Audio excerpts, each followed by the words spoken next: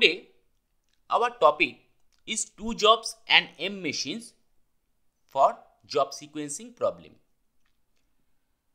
You may check the previous video tutorials where already we have discussed that what is the meaning of job sequencing problem, how to solve the different type of job sequencing problems like M job and 2 machines, N jobs and 3 machines, N jobs and M machines.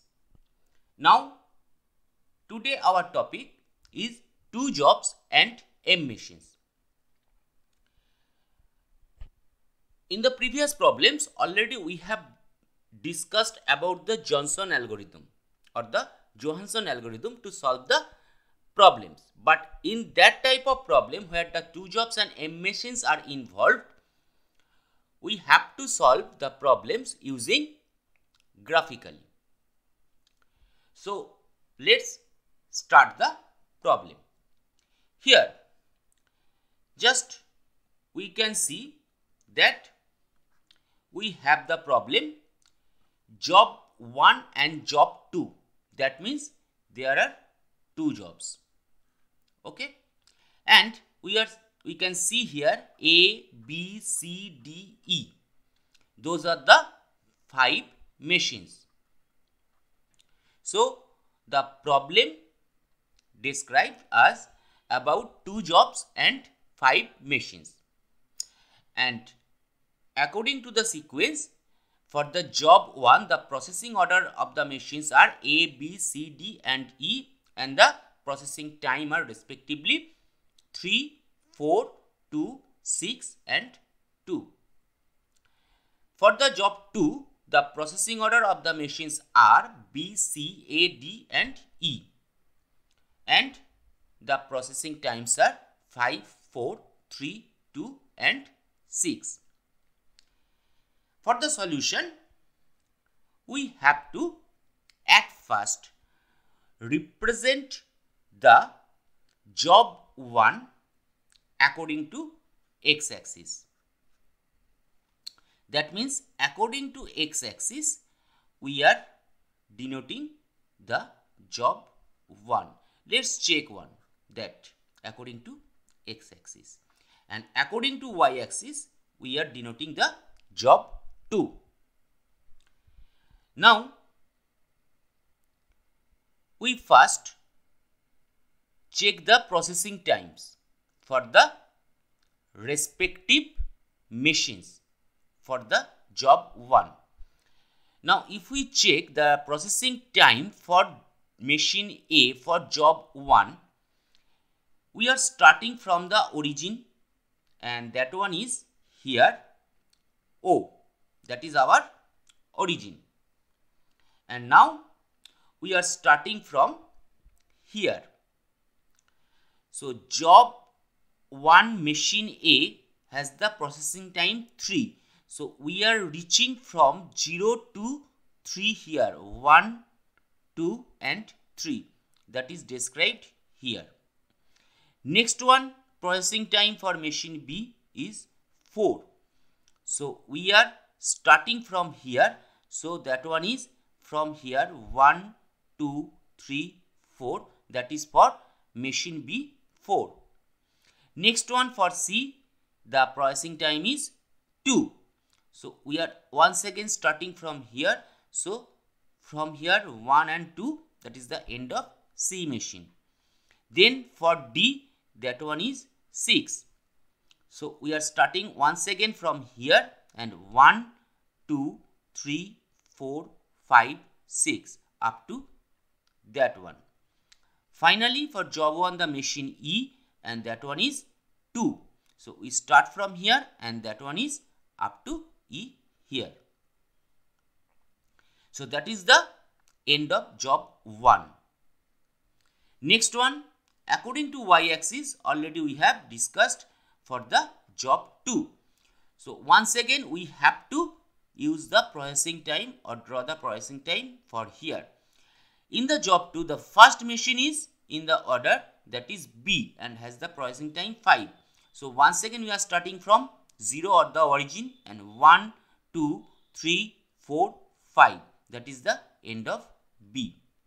Next, for the machine C, processing time 4. So here we are starting from here 1, 2, 3, 4. That is the end of machine C. Next processing order for machine A and processing time 3. So we are starting from here 1, 2, 3. Next, machine D and processing time 2. So starting from here 1, 2. And finally for the machine E and processing time 6. So starting from here 1, 2, 3, 4, 5, 6. So in that way, at first we are using the graph to denote the job 1 with their processing order and processing time. Next step,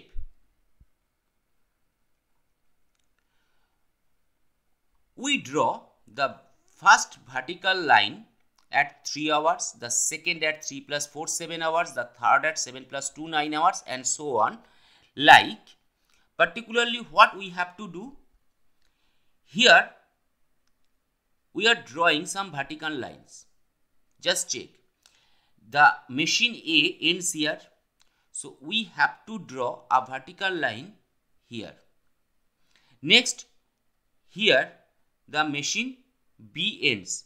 So we have to draw another vertical line according to that line. Next, for machine C, so another here for the machine C end. Here for the D, another vertical line. We can check here that some vertical lines are drawn already. And for the last one, that is after machine E. Same as or similarly, we have to draw some horizontal line for the job 2 also. Okay. So that is also according to end of the machine. Just check here for machine B end here. So that is the another one horizontal line. Here machine C ends for job 2. So that is another horizontal line. Here machine A ends. Here is another horizontal line. Here the machine D ends. So here is another horizontal line.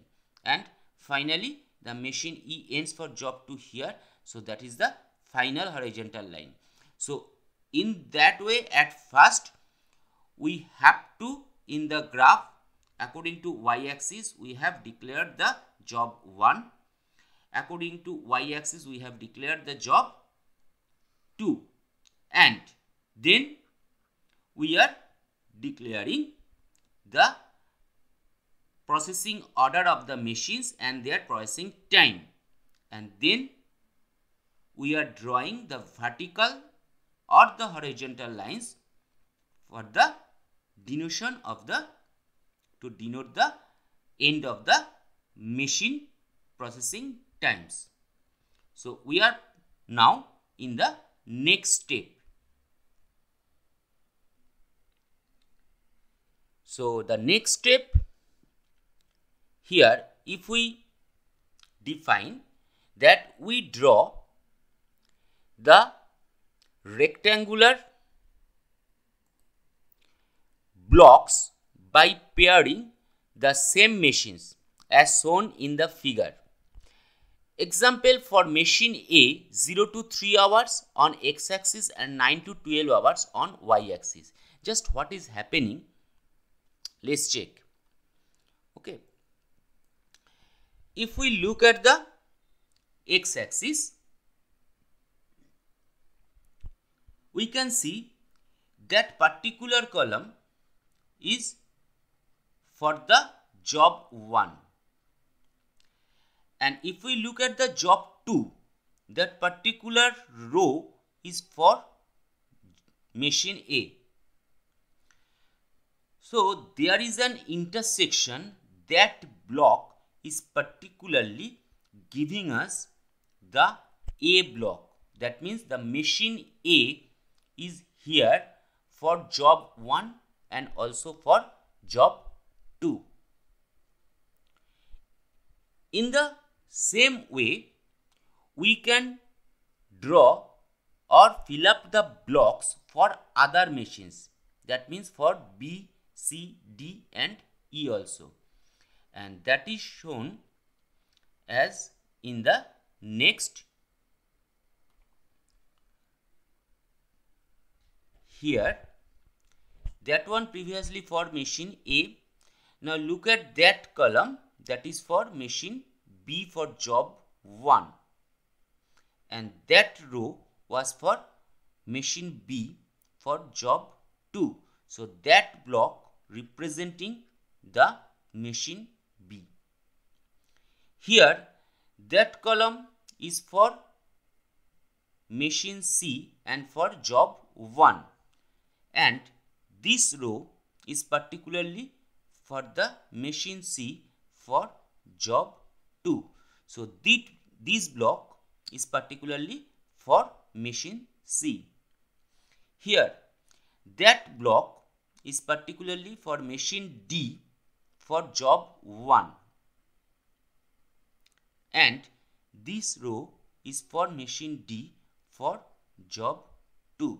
So this block give us the for D machine. This column once again for machine E for job 1 and this row for machine E for job 2. So this block is also giving us for machine E. So in that way, up to that we have already constructed the blocks for different machines on different jobs. Now the next step, and here that is very important. Just we have to draw from the origin a diagonal line at an angle of 45 degree, avoiding the rectangular blocks for the machines. Draw the line starting from origin O to the end point, moving horizontally or vertically or diagonally along a line which makes an angle 45 degree with the horizontal line. So what is happening? What to do?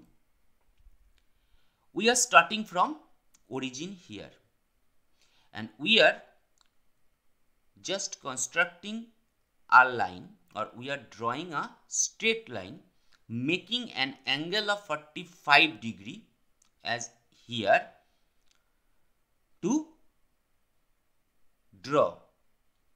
And up to that, when we have blocked by some rectangular block, the line stops there. As like we have started from here, so we have drawn the line and an angle of 45 degree with x-axis and we are just stopping here because there is that line is blocked by a rectangular block that is blocked by the machine B here. So what to do next? Here we should now draw the line that is vertically, okay, and up to the end of the or the corner of the block. Just look at the next step. Here we have already drawn on the previous one starting from origin at an angle of 45 degree up to that one. As the machine be blocked by here, so the line we have drawn here that is vertically up to the corner of the block B. So once again we have to draw the line at an angle of 45 degree up to here. Now here up to that corner no block of has been blocked. So we can extend the line. Once again we have extended that line, but if we look that one, we cannot draw, because up to that the end of the block vertical line ends here. So we are drawing up to that one. Then once again we are drawing it vertically. Okay, now once again up to that corner, and once again diagonally at an angle of 45 degree, and up to the corner of the block for the machine E. Now the job or the complete sequence of job has not completed. So we are drawing the line that is horizontally up to the end of the block. So we can draw that angle or line at an angle 45 degree, but when there is a block by any machine, we have to stop there. Then we are drawing vertically or horizontally up to the corner. Now if there is no another block, so we can once again draw the line diagonally using 45 degree angle up to some block, and where the block ends we have to draw that one. So that's why we have drawn not that portion up to that one, because that is the end of the block. Okay, then up to that one. Okay, but here the job sequence has not completed, so we are drawing up to that one. Now another explanation, particularly here, moving horizontally along this line indicates that when we are moving horizontally, that the job 1 is under process while the job 2 is idle. So that means when we are moving horizontally, that means job 1 is under process, but job 2 is idle. Similarly, moving vertically, that means suppose here, moving vertically indicates that the job 2 is under process. Why? Because horizontal means that is denoting the x of job 1. So that means job 1 is under process. When vertically moving, that is according to y axis, that means job 2 is processing but job 1 is idle. And when the diagonal movements occurs, that means according to 45 degree, the line shows that both the jobs are under process, since simultaneous processing of both jobs on a machine is not possible. That means those blocks are particularly for job. Suppose that machine E, that block represents. Now that is for job 2, that is for job 1. Now a machine cannot process anything for job 1 and job 2 simultaneously. So that is the block. That's why, since simultaneous processing of both jobs on a machine is not possible, therefore a diagonal movement through rectangle areas is not allowed, because that block means for machine E. So that is also for job 1, that is also for job 2. So that means a machine E cannot process anything for job 1 and job 2 simultaneously at a same time. So those are the particularly steps how we have already drawn the red line. We move diagonally up to 3, 3, which means both the jobs 1 and 2 are being processed simultaneously. That means that one up to 3, 3 diagonally. So job 1 and job 2 are processing simultaneously. Next 2, we move vertically up to 3, 5, as here we are moving from 3 to 5. That means job 2 is under process. and job 1 is idle for 2 hours. Now we move diagonally up to 9-11. That means from here to that one position, and that means both the jobs 1 and 2 are being processed simultaneously. Next 4, once again from 9-1 to 9-14. That means diagonally, not vertically, which means job 2 is under process, but job 1 is idle for 3 hours. We move diagonally up to 15-20. That means up to that point, which means both the jobs 1 and 2 are being processed simultaneously, and move horizontally up to 17-20. That means that one line, which means job 1 is under process but job 2 is idle for 2 hours. So how to find that is our final complete movement or the graph here. So if we want to find out the thing, that means an optimum path, that red line is particularly our optimum path that minimizes the idle time for both the jobs and also for both the machines, all the machines, or the total elapsed time. So how to find out? Now here, as when we are moving towards vertically, that means job 1 is idle. So there is an idle time for job 2, and that is 2 unit of time, or suppose 2 hours. Another movement here vertically, that is unit is 3.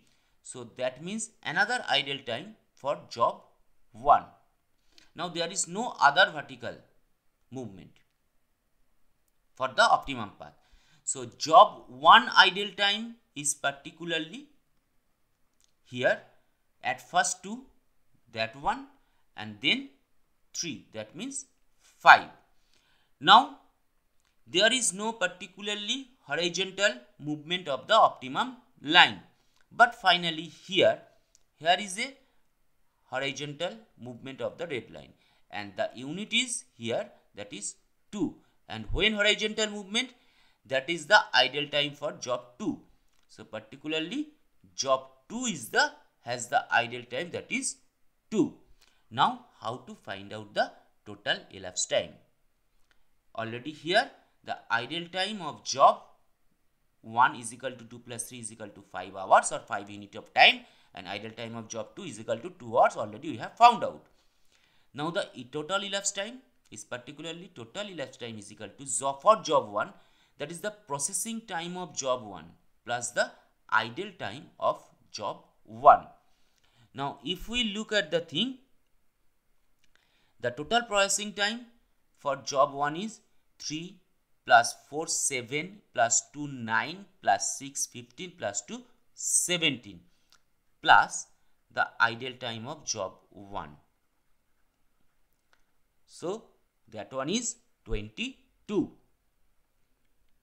And for the processing time of job 2, 5 plus 4 9 plus 3 12 plus 2 14 plus 6 16, that one is 20, plus the idle time of job 2, that one is 2, that is 22. So that is our total elapsed time also.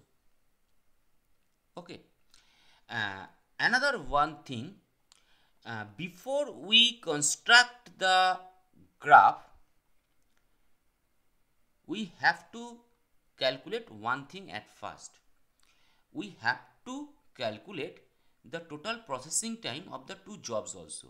Here for job 1, that is 17, and for job 2, that is 20. So when we are drawing the graph for job 1 and job 2, the blocks must be according to at least minimum in that numbers.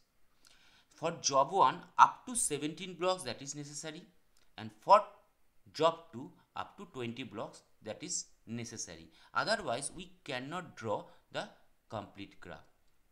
So once again, for the steps, we have to draw, or we have to denote the x-axis for job 1 and y-axis for job 2, and according to the processing time of the machines and their machine orders, we are denoting the points also. That is for that one and that is for that one.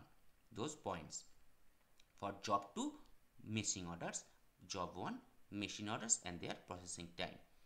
Then we are drawing the vertical lines and the horizontal lines to denote the end processing times for the machines according to job 1 and job 2.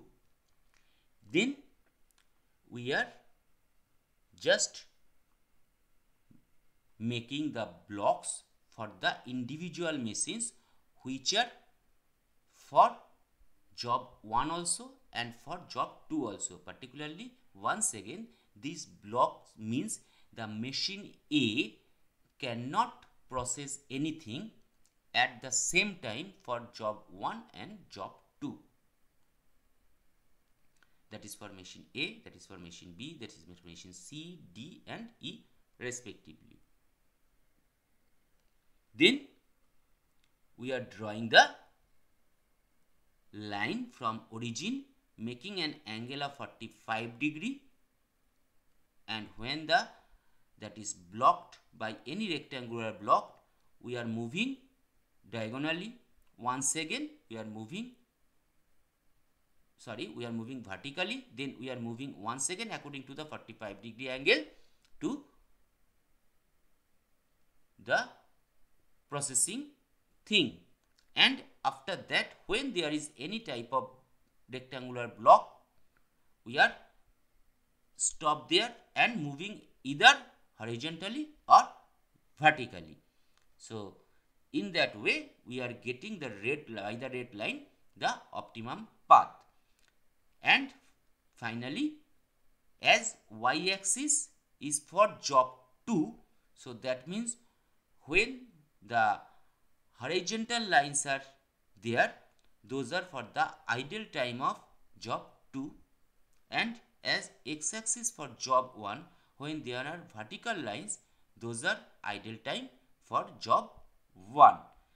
And finally, we are summing up the total idle time of job 1 and job 2, then getting the idle times for both the jobs, and finally the total elapsed time are just respectively the total processing time of the both jobs plus their idle times.